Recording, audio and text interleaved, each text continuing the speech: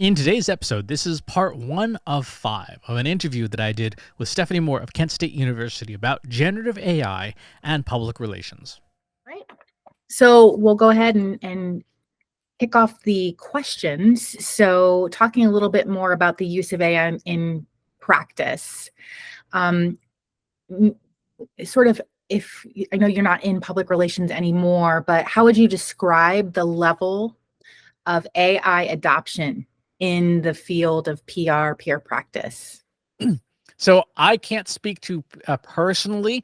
However, I can tell you that in the 2024 Work Trend Index report from Microsoft, they cited that of knowledge workers, 75% of employees are currently using generative AI tools in the workforce with or without their employer's permission.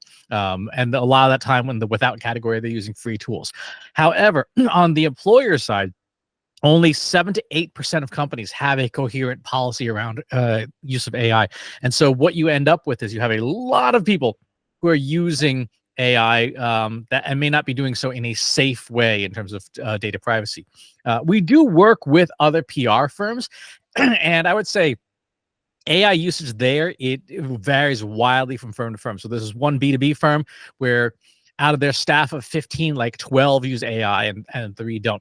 And this other B2C, mostly B2C firm, they have a staff of about, I think, 10 or 15, and 1 out of 15 uses AI. The others are philosophically opposed to it and think it's the devil. So it will vary wildly. Okay, great. I love all those stats. So regarding adoption, what factors do you believe are either driving it or hindering the adoption of AI? On the driving side, it's all about productivity. Can you get things done faster? Because a lot of firms are, and this was true even in my PR days, you billed for 40 hours and you worked 80, right? And so people are like, I prefer to still bill 40 hours, but actually work 40 instead of the 80. And then there's obviously a lot of appeal. There's also a lot of tasks that, frankly, machines should be doing. For example, something as simple as call summaries to a client. Right? There's no reason for a human to be doing that anymore. That's just a waste of time. Things like summarization of news coverage. There's no reason for a human to be doing that anymore. That is strictly should be a machine-only task.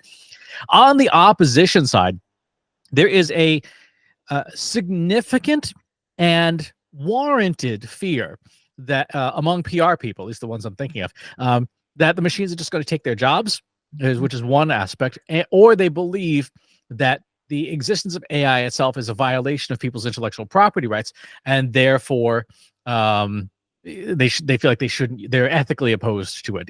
And there's some debate about that, and it is not settled in law as to whether that's the case yet or not. Great. You kind of talked a little bit about the tasks. Any other tasks that you feel AI automates the most effectively? So this gets into an interesting question. This is what PR people use it for today, and that's what you can do with it. And what you can do with it is far more than what people are doing with it today. For example, there's a discipline that I use called programmatic prompting, where you essentially write software in plain language. I was doing a demo of this the other day, where I use Google Gemini, but you can use any of the large models. I said, okay, you're going to come, here's my new book. You're going to come up with 5 pitch ideas. And then you're going to evaluate those pitch ideas against a scoring rubric of what constitutes a good PR pitch. You got to choose 2 winners out of the 5.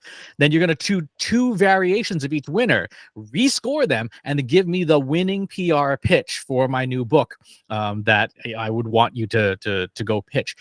At an agency, this is probably 60 hours of work, getting people to read the book, brainstorm, meet, and so on and so forth. Gemini does it in 1 minute, 52 seconds. Oh my gosh, that's crazy. That gives you some perspective there.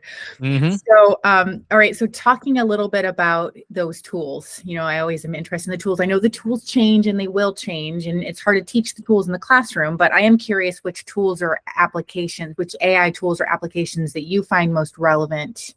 And I'm specifically looking for PR, but, in your area, and then why. If you are skillful at prompt writing, prompt engineering, You can accomplish 85 to 90% of tasks with a foundation model. So a foundation model is a large model that is general in purpose. So ChatGPT is an example of a tool with a general model behind it.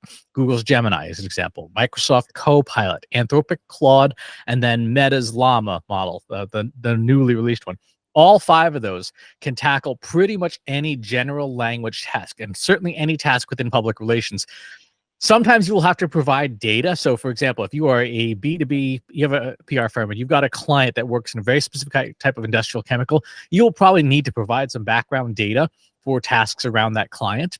But in general, PR people do their work in language. There's a language-based profession. Language models excel at language, and therefore any task that a PR person does, a language model can also do with skillful prompting. If you enjoyed this video, please hit the like button. Subscribe to my channel if you haven't already. And if you want to know when new videos are available, hit the bell button to be notified as soon as new content is live.